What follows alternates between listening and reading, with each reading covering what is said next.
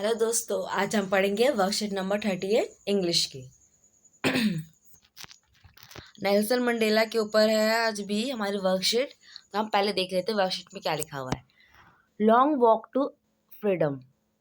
It is the autobiography of the Nelson Mandela who was the former South African president. This chapter is the extract from the long walk to freedom book. It includes a description of the inauguration ceremony and citation from his speech and about his journey to being a freedom fighter. In South Africa, a brutal practice named apartheid was very popular in those days. In refer to the discrimination between people on the basis of their race and color. It was one of the most brutal society in which dark-skinned people were deprived of their basic right. The lesson give us an overview of the struggle of the Mandela for making the society with no discrimination on the basis of their color, caste, race, age और gender. इसमें क्या है कि जो long walk to freedom है वो क्या है, नेल्सन मंडेला की ऑटोबायोग्राफी है, और जिसमें उन्होंने बता रखा है कि कैसे उन्होंने कितना स्ट्रगल किया ताकि उनके जो ब्लैक वंस वाले जो लोग हैं, उनके जो रेस वाले कलर वाले जो लोग हैं, उन्हें उनके कास्ट के ऊपर, कलर के ऊपर, रेस के ऊपर या एज या जेंडर के ऊपर कोई भी डिस्क्रिमिनेशन ना झेलना पड़े। आइए हम पढ़ते हैं हमारी worksheet. In life, every man has the twin obligation to his family, to his parents, to his wife and children, and he has an obligation to his people, his community, his country. In a civil and human society, each man is able to fulfill this obligation according to his own inclination and ability. But in the country like South Africa, it is almost impossible for a man of my birth and color to fulfill both of those obligations. In South Africa, a man of a color who attempted to live as a human being was punished and isolated. क्या कह रहा है कि जो लोगों की जो जिंदगी है उसमें क्या होता है, दो तरह के ऑब्लिगेशन होते हैं जो कि लोगों को करने पड़ते हैं। पहला होता है ऑब्लिगेशन क्या, अपनी फैमिली के प्रति, अपने पेरेंट्स के प्रति, अपने वाइफ और अपने बच्चे के प्रति, किसी भी इंसान के। और दूसरा क्या है, ऑब्लिगेशन उसके लोगों के प्रति, उसकी जो कम्युनिटी है उसके प्रति और उसके देश के प्रति।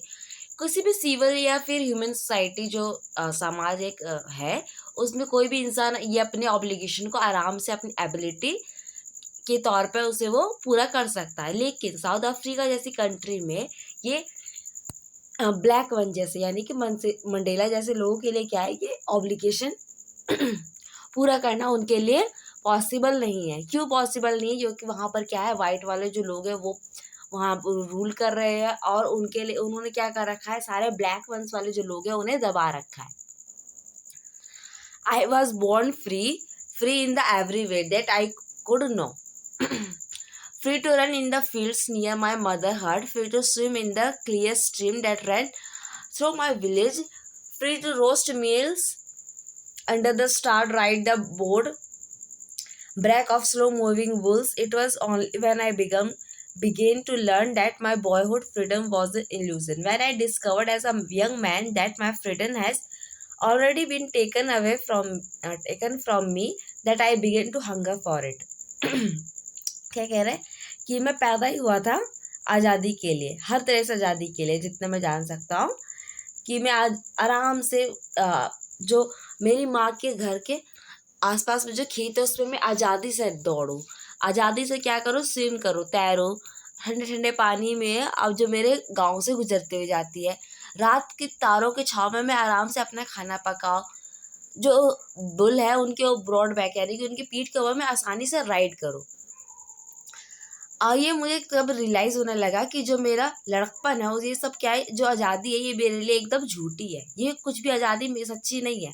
मैंने बड़े होने के बाद ये डिस्कवर किया कि मेरी आज़ादी मुझसे छीन ली गई है, वो मेरे पास कभी थी ही नहीं। और फिर मैं उसके लिए क्या हो गया, मेरे उसके अंदर हंगर पैदा हो गई, यानी कि मुझे चाहिए, मुझे मेरी आज़ादी चाहिए, मेरे को इसके लिए भूख पैदा होने लगी। एज अ स्टूडेंट, जब वो एज अ स्टूडेंट थे, as I want freedom from the myself, the transitive freedom for being able to stay out of night, read what I pleased and go where I choose. जब मैं student था तब मैं क्या चाहता था, मैं अपनी आज़ादी चाहता था कि जो मुझे आज़ादी मिले, मैं अपने मन की सुनूं, मेरी जब मन करे तब मैं रात को बाहर घूमूं, मेरा जो मन करे मैं वो पढूं, मेरा जहाँ मन करे वहाँ मैं जाऊँ। लेटर बाद में मुझे जब मैं यंग मैन यानी कि जब मैं जवान हो गया, I earn for the basic and honourable freedom for achieving my potential of earning my keep of marrying and having a family, the freedom not be the obstacle in a lawful life.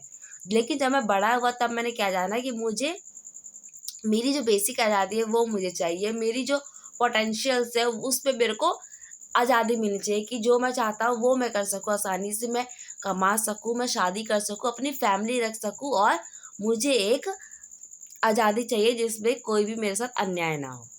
ठीक है, आई क्या कह रहा है, but then I slowly saw that it was not just my freedom that was curtailed but the freedom of everyone who looked like I did. That is when I joined the African National Congress, and that is when the hunger of for my own freedom became the greater hunger for the freedom of my people. मैंने क्या देखा कि जो आज़ादी मेरे पास नहीं है वो सिर्फ मेरे लिए ही नहीं, जितने भी लोग मैं आसपास है उन सभी के पास, किसी के पास भी आज़ादी नहीं है, सभी लोग क्या है, बंधे हुए हैं। इसीलिए मैंने क्या की, ANC अफ्रीकन नेशनल कांग्रेस को ज्वाइन किया, और मेरी खुद की आज़ादी की जो भूख थी वो मेरे लोगों की आज़ादी के लिए भूख में बदल गई, कन्वर्ट हो गई। ठीक है, it was a desire for the freedom of my people to live their life with dignity and the self-respect that animated my life, that transformed a frightened young man into a bold one, that drove a law-abiding attorney to become a criminal, that turned a family-loving husband into the man without a home, that forced a life-loving man to live like a monk. ये freedom की desire ही थी अब मेरे लोगों के लिए, जिसने क्या कर दिया, जो उनके इज्जत से और सेल्फ रिस्पेक्ट से जीने के लिए क्या कर दिया, उसने मेरी पूरी ज़िंदगी को बदल दिया। जैसे मैं क्या था, मैं पहले एक डरा हुआ इंसान था जो कि एक बोल्ड वन यानी कि एक मजबूत इंसान में, एक हिम्मती इंसान में बदल गया, जो कभी लॉ को अबाइड नहीं करता यानी कानून नहीं तोड़ता, वो क्या क्रिमिनल बन गया। जो अपनी फैमिली से बहुत ज़्यादा प्यार करता था, जो अपनी फैमिली के बिना रह नहीं सकता था, वो आज वो बिना घर के रह रहा है, और जो कि सबको, जिसे बहुत अच्छा लगता था सबके साथ रहना, वो अब क्या बन गया, सन्यासी बन गया। I am no more virtuous or self sacrifice than the next man, but I found that I could not even enjoy the poor and limited freedom as well I was allowed when I know my peoples were not free. मैं कोई self sacrificing इंसान नहीं था किसी और इंसान की तरह, लेकिन मैंने क्या देखा कि मैं इंजॉय नहीं कर पा रहा अपनी फ्रीडम को। ठीक है, क्यों? क्योंकि जो मेरे जो बाकी लोग हैं, क्योंकि वो फ्री नहीं है इसलिए मैं भी नहीं हूँ। Freedom is individual, the chains of any one of my people were the chains of all of them, the chain on all my people were the chain of me.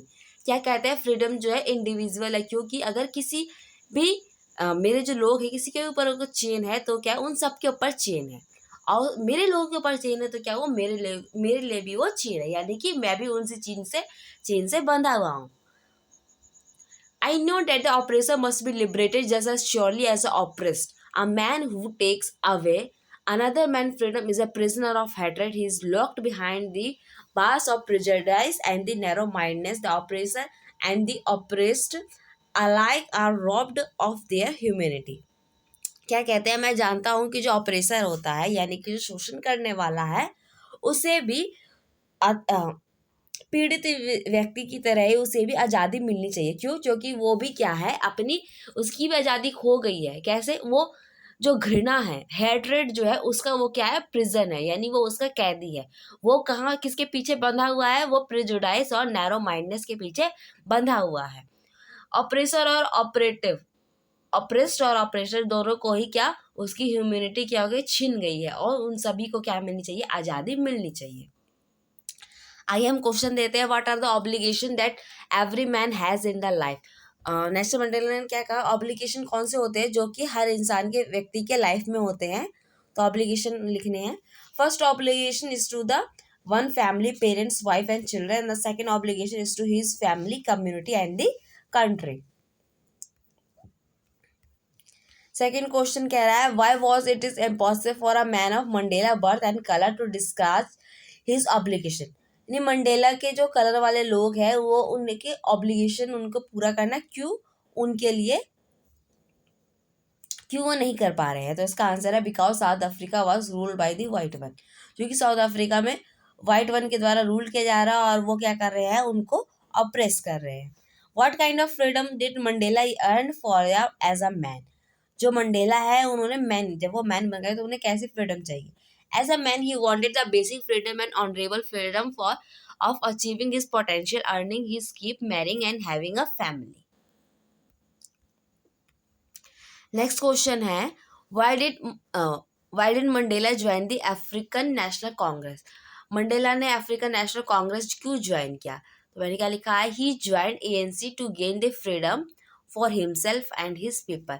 उन्होंने ANC क्यों join किया? ताकि उन्हें खुद को आज़ादी मिल सके और उनके लोगों को भी आज़ादी मिल सके, इसलिए उन्होंने ANC को ज्वाइन किया।